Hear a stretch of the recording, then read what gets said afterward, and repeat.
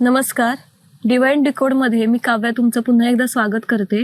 आपण रत्नशास्त्राविषयीची माहिती घेत आहोत. मागील भागामध्ये आपण रत्नशास्त्र म्हणजे नेमकं काय किंवा त्याचा आपल्या डेली आयुष्यामध्ये रोजच्या दैनंदिन जीवनामध्ये आपण त्याचा कशा पद्धतीने वापर करू शकतो, आपलं जे मानसिक आणि शारीरिक आरोग्य आहे ते सुधारण्यासाठी कसा याचा उपयोग होऊ शकतो याची माहिती घेतली. याविषयीची माहिती देण्यासाठी आपल्यासोबत अनु मोतेवाला मॅम होत्या. आजही त्या आपल्यासोबत आहेत. आपण गेल्या एपिसोडमध्ये ओव्हरऑल सगळी माहिती घेतली होती. यामध्ये आपण आज जरा रत्नाविषयीची सखोल माहिती घेणार आहोत आणि त्यासाठी मी पुन्हा एकदा मॅमचं आपल्या पॉडकास्टमध्ये स्वागत करते. खूप खूप स्वागत मॅम. गेल्या एपिसोडमध्ये आपण ओव्हरऑल मला वाटतं माहिती घेतली की कशा पद्धतीने रत्न काम करत असतात आणि ग्रहांचा त्यांच्यावर कसा प्रभाव पडत असतो किंवा त्यांचं कसं कनेक्शन आहे, थोडक्यात माहिती घेतली. मला वाटतं आपण या एपिसोडमध्ये जरा असं अजून सखोल जाऊया. आपण नवग्रह म्हटलं आणि त्यानुसार तशी 9 रत्न जी तुम्ही मेन रत्न आहेत असं म्हटलं, तर प्रत्येक रत्नाची थोडक्यात आपल्याला माहिती मिळू शकते का? किंवा त्याचं गुणवैशिष्ट्य काय आहे? कुठल्या ग्रहाचं कुठलं रत्न असतं किंवा कुठल्या राशीचं कुठलं रत्न असतं? याबद्दल आपण आज बोलूया. आता जसं आपल्याला रत्नांची माहिती घ्यायची आहे, तर सर्वात प्रथम म्हणजे आपले जसे कुंडली आपण जेव्हा बनवतो तेव्हा ते 12 घर असतात. त्याचप्रमाणे 12 राशाही आहेत. आणि आपले नवग्रहाचे जे रत्न आहेत ते प्रेशियस रत्न हे 9 आहेत. हा, त्याच्यात सर्वप्रथम जे रत्न येतो तो सूर्यरत्न माणिक. आणि याची जी राशी आहे ती सिंह राशी. हा सिंह राशीचा राशी स्वामी सूर्य आहे आणि त्याच्यासाठी सिंह राशीचे व्यक्ती हे माणिक वापरू शकतात, पण आपली कुंडलीप्रमाणे अभ्यास करून की सूर्य कुठे बसलेले आहेत आणि त्याची किती प्रमाणे आपण त्याचा वापर करू शकतो, म्हणजे किती रत्ती किंवा किती कॅरेट. ठीक आहे. आणि 12 राशींपैकी सूर्य हा फक्त सिंह राशीचा राशी स्वामी आहे. सूर्य. आणि त्याचप्रमाणे माणिक रत्न जे आहे हा डार्क गुलाबी, हलका गुलाबी आणि थोडासा लालसट मध्ये डाळिंब्या कलर सारखा दिसणारा रत्न आहे. आणि सर्व उत्तम माणिक रत्न आपल्याला बर्मा, ज्याला आज आपण म्यानमार म्हणतो, तिथून प्राप्त होतात. त्याचप्रमाणे तंझानिया, आफ्रिका आणि मोझांबिक ह्या देशाचेही वेगवेगळ्या ठिकाणी माणिक रत्न प्राप्त होतात, जे मोझांबिकचे पण उत्तम मानले गेले. भारतामध्ये आपल्याला मध्य प्रदेशमध्ये काही ठिकाणी माणिक रत्न प्राप्त होतो, पण तो इतकं छान मानलं गेला नाही, प्रभावी नाहीये आणि त्याची क्वालिटी आणि कलर इतकं छान नसल्यामुळे त्याला व्हॅल्यू नाहीये जास्त. थोडासा तो दूषित किंवा प्रभावाला कमी पडणारा रत्न आहे. माणिक रत्न हे शौर्यासाठी, ताकदसाठी, लीडिंग क्वालिटीसाठी वापरला जातो. जे काही व्यक्ती जे वीक आहेत, ज्यांना निर्णय घेण्याची क्षमता कमी आहे, ती माणिक रत्न वापरू शकतात. किंवा कॉम्पिटेटिव्ह एक्झाम देतात, गव्हर्नमेंट क्षेत्रामध्ये आहेत, त्यांनीही माणिक रत्न वापरले की त्यांना त्याचा छान फायदा होतो. त्याचप्रमाणे उद्योगासाठी, उद्योजक जे बिझनेस मध्ये पुढे जाणार आहेत, त्यांना सतत प्रभावाचा सामना करावा लागतो किंवा लवकर बोलतोय ना आपल्याला यश मिळत नाही. यश प्राप्तीसाठीही हा रत्न खूप छान काम करतो. माणिक रत्न तुम्ही धारण केल्यानंतर 11 दिवसात तुम्हाला फायदा द्यायला चालू करतो, पण तो क्लिअर असावा, त्याच्यात कुठल्या प्रकारचा ट्रीटिंग किंवा ग्लास फिल नसावं, पूर्णपणे नॅचरल असावं, ओरिजिनल असला पाहिजे. महिलांनी कमीत कमी 1.5 कॅरेटच्या वर हा रत्न वापरू शकतात आणि पुरुषांनी 2.5 कॅरेटच्या वर, तुम्हाला फायद्यासाठी. बाकी एक मी मधीच बोलते, की आपल्या वजनाशी रत्नांचा काहीही संबंध नाही. कुठल्याही वेदमध्ये बॉडीच्या वजनावर आणि रत्नांचा हा कुठेही लिखित आपल्याला अजूनपर्यंत प्रमाण मिळालेला नाहीये. त्याच्यामुळे वजनाप्रमाणे रत्न वापरा हे चुकीचं गैरसमज आहे.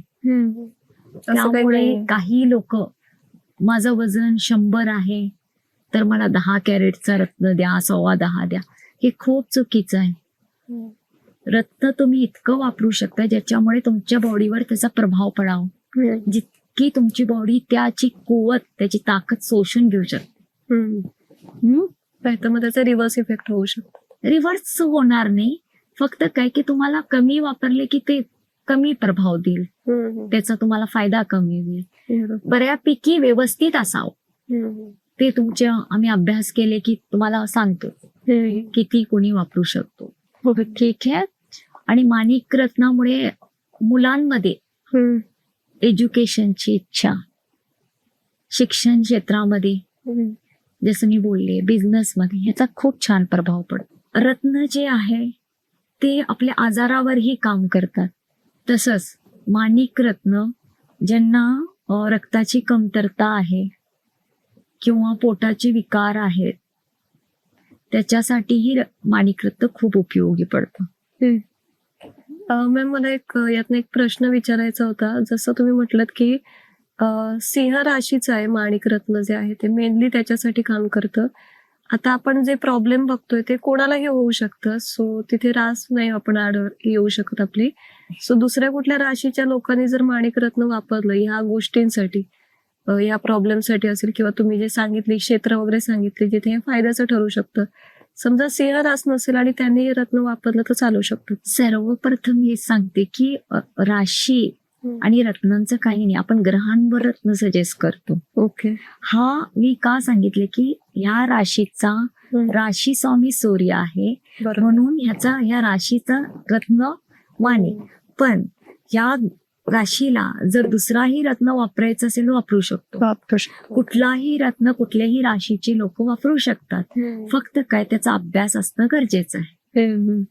म्हणजे ग्रह कोणता आहे ते बघणं महत्वाचं आहे. फक्त हा या ग्रहाशी संबंधित आहे. प्रामुख्याने त्यासाठी वापरू शकतो. आणि तसंच आपला आता दुसरा ग्रह आला चंद्रग्रह. चंद्र म्हणजे शांत, चंद्र म्हणजे आईचं स्थान बनतो. आणि ह्याची जी राशी आहे ती आहे कर्क राशी. आणि कर्क राशीचा स्वामी हे चंद्र आहे आणि याचं जे रत्न आहे तो मोती, त्याच्या स्वामी अनुसार. ठीक आहे. आणि ही लोक मनानं विचार करणारी असतात, खूप कोमल मनाची असतात. त्याचबरोबर मोती तसंच काम करतो. मोतीला आपण मार्गरेटा म्हणतो, मुक्ता म्हणतो. मुक्ता म्हणजे पण मोती आलं आणि इंग्लिशमध्ये याला पर्ल म्हणतो. आणि हे आपल्याला समुद्रातून प्राप्त होतात. आणि फेमस म्हणजे हे बसराचे मोती जे आहे ते खूप म्हणजे फेमस आहेत, त्याचं खूप नाव आहे आणि प्रभावशाली आहे. आणि ते किमतीनंही खूप महाग असतात. त्याचप्रमाणे आपल्या साऊथ सी जे वेस्ट बेंगॉल आले त्या खणीतूनही त्या समुद्रातूनही मोती प्राप्त होतात. सिलोनी मोती खूप फेमस आहेत. केसीचे मोती हे नॅचरल आहेत. असे वेगवेगळे हे समुद्रातनं आपल्याला प्राप्त होतात. ठीक आहे. आणि कर्क राशीचे लोकांना चंद्र कुठे आहे, कुठल्या घरामध्ये बसलेला आहे त्याप्रमाणे ते वापरू शकतात. तसंच इतर दुसरे राशीचे लोकही अभ्यास करून मोती वापरू शकतात, ज्यांना त्याची गरज आहे. जे अस्थिर आहे, स्थिरताला दूर करण्याचं काम हा मोती करतो. मनाची जी इन्स्टॅबिलिटी झालेली असते, कॉन्सन्ट्रेट. काही वेळेस काय होतं की आपण अभ्यास करायला बसलो, कुठलाही काम करतो, पण आपलं लक्ष लागत नाही. आपलं लक्ष केंद्रित करण्यासाठी, कॉन्सन्ट्रेट साठीही आपण मोती वापरू शकतो. आणि ज्यांना काही भीती वाढते किंवा आजार असतात, मनोरुग्ण ज्यांना म्हणतो आपण, त्यांनी ही मोती वापरावं. त्याच्यासाठी तो खूप उपयोगाचा आहे. इव्हन ज्या लोकांना राग भयंकर येतो त्यांनी मोतीमध्ये पाणी ठेवून तो पाणी पिल्याने शांत राहतात, किंवा मोती परिधान करावं. ठीक. जी मुलं सतत आजारी पडतात लहानपणी सतत, त्यांना त्याचा पेंडंट किंवा दृष्टबाधा होते, नजरेचा आपण बोलतो त्रास होतो, त्यांनीही ते पेंडंट करून वापरल्यानेही मोतीचा आपल्याला फायदा होतो. ठीक. आता त्याचप्रमाणे आपला तिसरा ग्रह आला, मंगळ ग्रह. आणि मंगळ ग्रहाचं जे राशी आहेत ते आहेत मेष राशी आणि वृश्चिक राशी. ह्याचा स्वामी मंगळ, आणि ह्याचा जे रत्न आहे तो मुंगा. मुंगा हा मंगळाशी रिलेटेड आहे.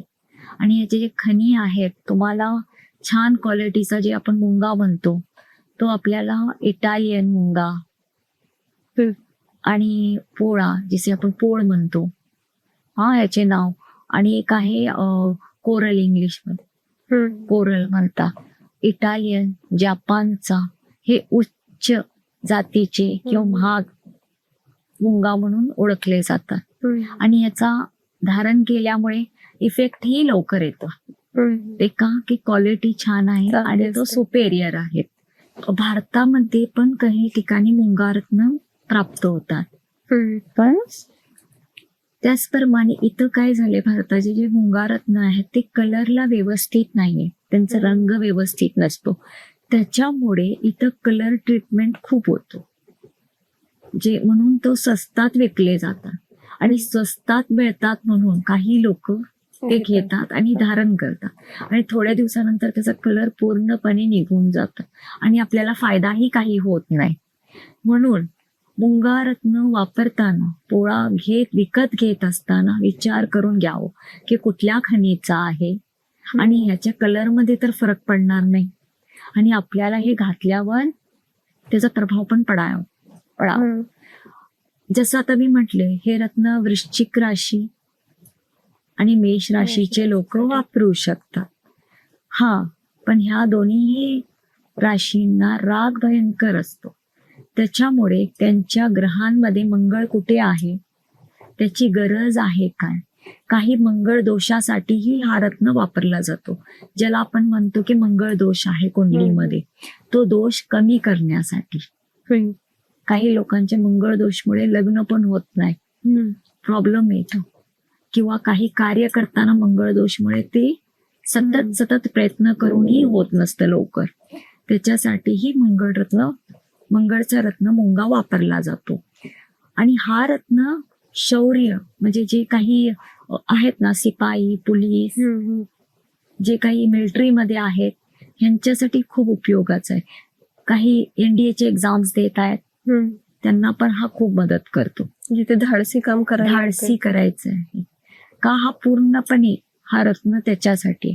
काही मुली आहेत किंवा यंग जनरेशन आहे ज्यांना निर्णय घेता येत नाही लवकर, ते सतत भीतीच्या वातावरणात जगत आहेत, त्यांची भीती दूर करण्यासाठी हा रत्न वापरला जातो. आणि आजार पण म्हटले की ज्यांना बीपीचा प्रॉब्लेम आहे, काही लेडीज आहेत ज्यांना पिरियड्स प्रॉब्लेम असतात, त्यांच्यासाठी हा रत्न खूप छान काम करतो.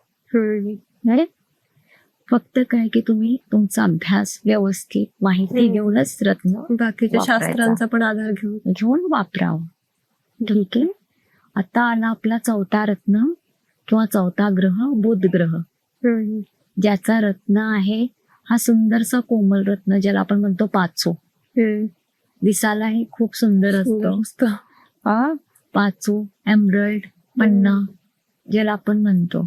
आणि याची जे राशी आहेत ती मिथुन राशी आणि कन्या राशी, हे दोन राशीचा स्वामी बुध आहे. त्याचप्रमाणे ह्या राशीचा रत्न ज्याला आपण म्हणतो राशी रत्न हा पाचू. ठीक आहे. पाचू रत्न आपल्याला जांबिया, अमेरिकामध्ये कोलंबियन म्हणून एक पाचू येतो तो, जांबियामध्ये आणि आफ्रिकामध्ये तांझानिया हे वेगवेगळे आफ्रिकामध्ये हा रत्न प्राप्त होतं. ठीक आहे. भारतामध्ये मध्य प्रदेशमध्ये पन्ना म्हणून एक गाव आहे, तिथंही हा रत्न निघतो. त्या नावाचंच गाव आहे. गावच आहे ओके. आणि तिथं हा निघतं. पण थोडासा आपल्या इथं टेक्नॉलॉजी कमी असल्यामुळे, बऱ्यापैकी मायनिंगला परमिशन नसल्यामुळे हा रत्न कुठे जास्त भारताचा येत नाही. कलरला, गुणांना हा सर्वात कोमल स्टोन म्हणजे सॉफ्ट रत्न मानला गेलाय आणि बुद्धीसाठी, डोक्यासाठी खूप छान आहे. हा रत्न ज्यांना अभ्यासामध्ये किंवा काही CA आहेत, वकील आहेत किंवा ऍक्टिंग क्षेत्रामध्ये आहेत, कलाकार लोक आहेत, त्यांनी हा रत्न वापरला की खूप बरा म्हणजे खूप फायदा होतो. बरेच आपण कलाकार बघतो सुद्धा ते घातलेलं असतं. हा रत्नामुळे आपली वाणी सुंदर होते, तुमची बोलण्यामध्ये आणि तुमची जे बोलताय मेमरी पॉवर वाढते. आणि ज्यांना माइंडशी रिलेटेड ज्यांचं काम आहे, ज्यांना सतत डोकं चालवावं लागतं, त्यांनी हा रत्न अवश्य वापरावं. हा रत्न 2 कॅरेट पासून तुम्ही कितीही वापरला तरी चालेल. मिनिमम 2 कॅरेट पासून पुरुषांनी, 1 कॅरेटच्या वर लेडीजनी. हे बुद्ध ग्रहाला आपले छान बनवतं. मानसिक आजार, मायग्रेनचा त्रास आहे, डोळ्यांचा त्रास आहे, ज्यांना सतत डोकं दुखतं त्याच्यासाठी, या आजारासाठी पण खूप काम करतं. छान उत्तम प्रतीनं काम करतं. त्याचप्रमाणे आता आपला 5वा ग्रह जे आहे तो आहे गुरु ग्रह. आणि गुरुची जी राशी आहे ती आहे धनु राशी आणि मीन राशी. आणि ह्याचा रत्न जे आहे तो आहे पुष्कराज. पुष्कराज, पद्मराज, पुखराज, येलो सफायर अशी आपण म्हणतो. आणि हा रत्न बऱ्यापैकी खूप फेमस आहे. हा रत्न जे आहे तो व्यवसायासाठी, आध्यात्मिक लोकांसाठी खूप छान करतो. जसे गुरु म्हटले आपण, गुरुग्रह जे आहे, गुरुग्रह जसं याचं नावच आहे गुरु, तसंच हा रत्नही काम करतो. काही नवीन शिकायचं असेल, ज्ञान जिथं वाढवायचं आहे, त्याच्यासाठी पुखराज हा खूप उत्तम रत्न. जे काही टीचिंग मध्ये आहेत, जे काही मोठे प्रोफेसर आहेत, जे काही व्यापारी लोक आहेत, जसं सोनार लोक, गोल्ड मध्ये काम करणारे, किंवा ज्यांना पैसे टिकत नाही हातात, जे सतत बोलतात की पैसा भरपूर येतो पण राहतच नाही, त्याच्यासाठी हा रत्न खूप सुंदर काम करतो.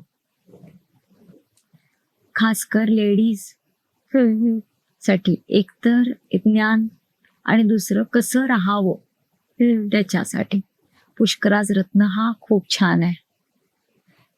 पुष्कराज रत्नामुळे प्रत्येक गोष्ट आपली वाढत जाते. ज्ञान वाढेल, पैसा वाढेल, तुमची छान मैत्री वाढेल. पण ते तुम्ही योग्य ते अभ्यास करून घातले की आपला गुरु कुठे आहे. हा रत्न तुम्ही जर कुणी वकील चा अभ्यास करत आहे किंवा PhD करतात, डॉक्टरेट होणार आहेत, मेडिकल क्षेत्रामध्ये आहेत, त्यांना सतत तो ज्ञान घ्यायचं असतो, काही नवीन करायचं असतं, किंवा काही लोकांना नवीन काही वेगळं करायची, फिरायचं शौक असतो, क्रिएटिव्ह, त्याच्यासाठीही पुष्कराज हा उत्तम काम करतो. आणि पुष्कराज आपल्याला श्रीलंका, ज्याला पहिला सिलोनी पुष्कराज म्हणायचे, जे खूप फेमस आहे. सिलोनी म्हणजे श्रीलंका, श्रीलंकाहून प्राप्त होतो. ब्राझीलमध्ये पुष्कराज सुंदर मिळतात, त्याचबरोबर आफ्रिकाच्या खणीमधून मिळतात. आणि काही वेळेस आता ट्रीटिंग आणि थोडंसं काम करून, कलर ते ट्रीट करून जे प्राप्त होतात ते बँकॉकचे, जे खूप विकले जातात. थोडा त्याचा प्रभाव कमी असतो, त्याच्यामुळे तुम्ही नॅचरल रत्नच वापरावे. पोखराज जे आहे ते नॅचरल वापरलं की तुम्हाला जास्तीत जास्त त्याचा फायदा होतो. ठीक आहे. आणि आजार पण म्हटलं तर गुरुशी रिलेटेड जे काही आजार आहेत, म्हणजे जे लोक थोडासा डिसिजन किंवा नास्तिक टाईप आहे, ज्यांचा स्वतःवर कंट्रोल राहत नाही, आहारी जातात, त्यांनीही हा रत्न वापरला की स्टेबल राहू शकतात. ह्याच्यासाठी हा खूप पोटाच्या विकारासाठीही खूप छान रत्न. त्याच्यानंतर आला आपला शुक्र ग्रह. शुक्र ग्रहाची जी राशी आहे ती आहे तुला राशी आणि वृषभ राशी.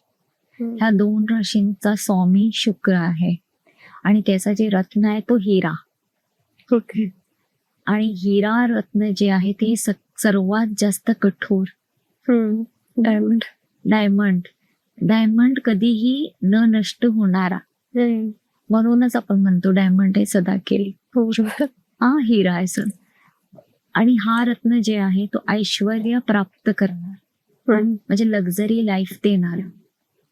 त्याचं प्रत्येक असं म्हणलं. लक्झरी लाईफ, ऐश्वर्य, एक प्रकारचं स्टेटस मध्ये वाढ, लवकरात लवकर जे बोलतोय ना फेमस होण्यासाठी वापरला जाणारा रत्न आहे. आणि हा रत्न आपल्याला बोलतो ना ऐश्वर्य देतो. म्हणजे ज्या कुणी महत्वाकांक्षी लोक आहेत, ज्यांना खूप काही मिळवायचंय कमी याच्यामध्ये, त्यांनी हा रत्न धारण करू शकतात. जे काही ऍक्टिंग क्षेत्रात आहे, सेलिब्रिटी, आणि आता तर रील्स ते बनवणारे लोक, कमी स्टार्स जे आहेत, त्यांना जे काही ब्युटीशी रिलेटेड बिझनेस करतात, कॉस्मेटिक, ब्युटी पार्लर चालवतात, हो, त्याच्यासाठी हा रत्न खूप छान काम करतो. त्याचबरोबर तुम्ही सुंदर राहण्यासाठी तो एक वेगळाच तुम्हाला हे देतो, सुंदरता प्लस पैसा. शुक्रला खुश करण्यासाठी शुक्राचा रत्न आपण हिरा धारण करू शकतो. आणि सर्वोत्तम डायमंड आपल्याला प्राप्त जे तो होता ते ऑस्ट्रेलियन डायमंड खूप छान आहे. नॅचरल डायमंड असावे, लॅब नसावे. आता लॅब डायमंड ही खूप विकले जातात जिथं ज्वेलरीच्या दुकानामध्ये, जसं की तनिष्क आहे, ते बोलतात आपल्याला ते लॅब आहेत आणि हे नॅचरल आहेत. नॅचरल बऱ्यापैकी महाग असतात. आणि आपल्याला ऑस्ट्रेलियन डायमंड, आफ्रिकामध्ये डायमंड प्राप्त होतं. आणि हे कोलचा साठा आहे, पूर्णपणे कोल आहे, त्याच्यातनं डायमंड बनला जातो. आणि डायमंड मिनिमम तुम्ही सेंटच्या अनुसार वापरू शकता. 20 सेंट टू 50 सेंट हा बऱ्यापैकी खूप फायदा देतो. त्याच्यावर वापरणार असेल तर उत्तमच आहे, पण मिनिमम 20 सेंट अबाव ते आपलं काम करायला चालू करतं. ठीक आहे. त्याच्यानंतर आला आपला शनी ग्रह. आणि शनी ग्रहाची जी राशी आहे ते आहे मकर राशी आणि कुंभ राशी. या 2 राशींचा स्वामी हा शनी आहे. ठीक आहे. आणि याचा जे रत्न आहे तो नीलम, ज्याला आपण नीळ म्हणतो, नीलम, ब्लू सफायर.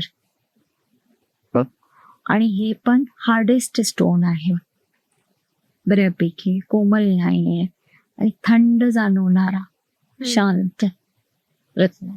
हे खूप लोकांना सूट होत नाही, म्हणून ह्याचा अभ्यास करूनच वापरावं.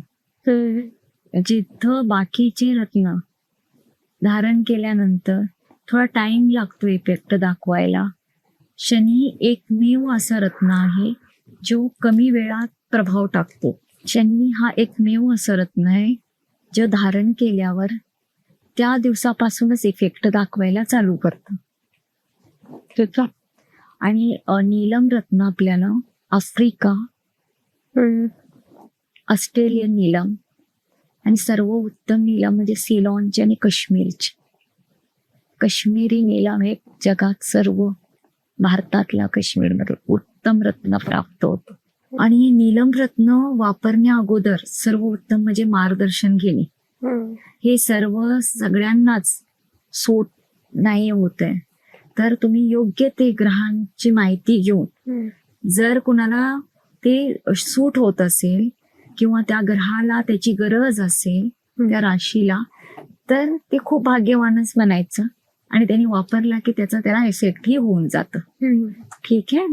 आणि नीलम रत्न आजार म्हणजे काय की जे काही सत्याच्या मार्गावर आहेत, सरळ जाणारे आहेत, जे लोखंडाशी रिलेटेड काम करतात, जसे की स्क्रॅप मशिनरीज मध्ये काम करणारे, फॅब्रिकेटर्स, जसं आपण बघतो घिसाडी लोक जे शनीची खूप आराधना करतात, आणि ज्यांना खूप त्रास पण आहे शनिदेवामुळे, काही ना काही अडचण येत असतात. ह्या लोकांनी नीलम वापरलं आणि त्यांना ते सूट करत असेल तर त्यांच्या भाग्याला त्याची भरपूर साथ मिळत जाते. मॅम, तुम्ही म्हटलं की हे असं रत्न आहे जे सगळे नाही यूज करू शकत, त्याला काय म्हणजे आधी गायडन्स घ्यायलाच पाहिजे. तर याचं काय कारण असू शकतं? म्हणजे शनिदेव जे आहेत ते सर्वात जास्त बोलतो ना रागीट ग्रह पैकी एक मानल्या गेले. जे काही लोक खऱ्या मार्गावर आहेत त्यांना शनिदेवाचा खूप साथ मिळतो. शनिदेव त्रासातून माणसाला कसं जगायचं आणि खडतर प्रवास मध्ये पण कसं शिकायचं हे शिकवतात. म्हणून ह्याचा रत्नही तसंच आहे. हे सहज न सूट होणार आहे. घातल्यावरही थोडा त्रास होणे शक्य असतं. काही वेळेस तर असं मानलं गेले, बोललं गेले, वेदमध्ये पण आहे त्याचा उल्लेख, की नीलम वापरलं जर सूट नाही झालं तर अचानक ऍक्सिडेंट होणे किंवा मालहानी होणे आणि फास्ट मध्ये नुकसान होणे हे संभवतो. म्हणून विचारपूर्वक रत्न वापरलेला बरं. ह्याचे फायदेही आहेत आणि तोटेही आहेत.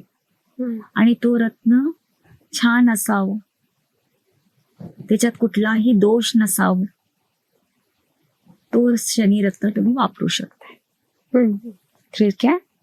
तसेच निळ्या कलरचे दिसणारे खूप सारे डुप्लिकेट रत्नही आहेत जे लोक शनी समजून वापरतात. त्याचा काहीही उपयोग होत नाही. त्याचप्रमाणे आपला जे आहे 8वा ग्रह ज्याला आपण म्हणतो तो आहे राहू. राहू ग्रहाची ही कुठली राशी नाहीये. हा फिरणारा ग्रह आहे. छाया ग्रहाचा याला आपण नाव देतो. आणि ह्याचा जे आहे रत्न तो गोमेद रत्न. ज्यांचा राहू किंवा राहूचा ज्यांना त्रास आहे, जेव्हा काही राहूचे दोष आहेत किंवा राहूचं ज्यांना पाहिजे आहे, आता काही राशा असे आहेत ज्यांचे नक्षत्र जे स्वामी राहू आहेत, त्यांनी हा रत्न धारण करू शकतात.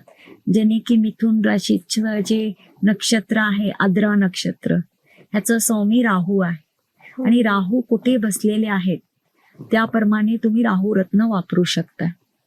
ज्यांना मानसिक आजार आहेत, ज्यांना झोपेचा प्रॉब्लेम आहे, ज्यांना सतत निराशा किंवा अपयश येत आहे, त्यांनी राहू रत्न वापरू शकता. ज्यांना बोलते ना आपण भूत बाधा प्रेत ह्याचाही त्रास आहे, त्यांनीही गोमेद वापरू शकतो. आणि ज्यांची राहूची महादशा चालू आहे किंवा राहू तुमचे 4थ्या घरामध्ये किंवा सप्तमी स्थानी आहे, त्यांनीही राहू रत्न गोमेद वापरू शकतो.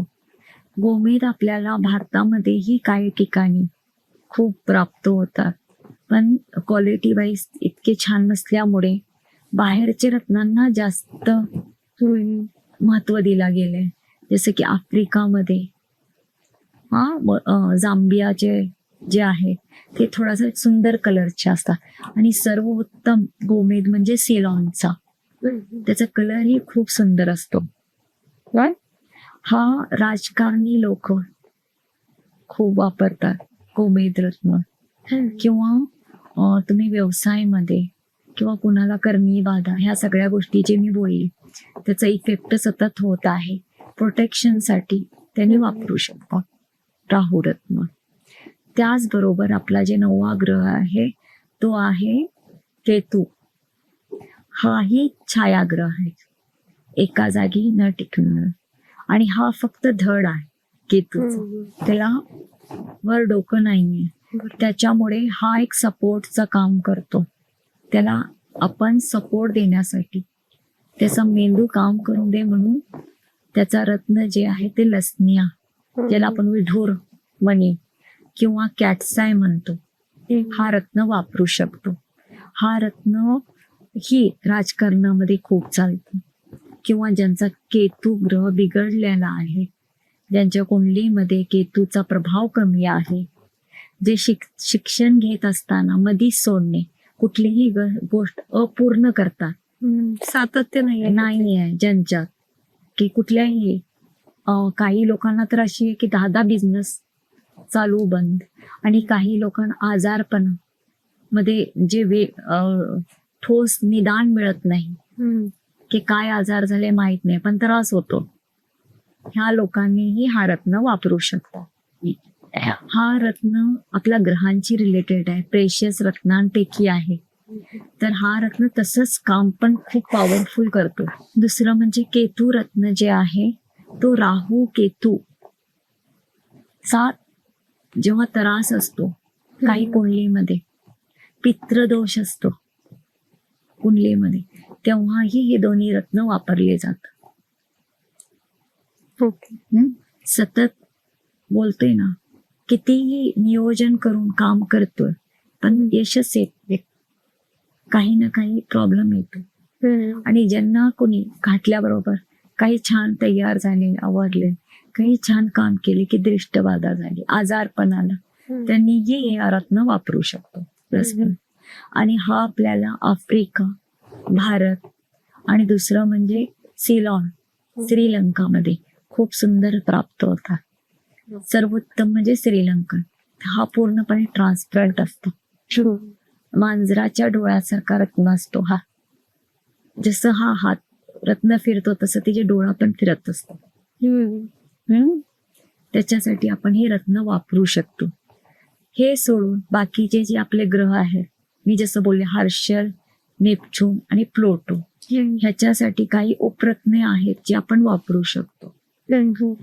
फक्त इतकंच की कुठलाही रत्न वापरताना योग्य ते सल्ला घ्या,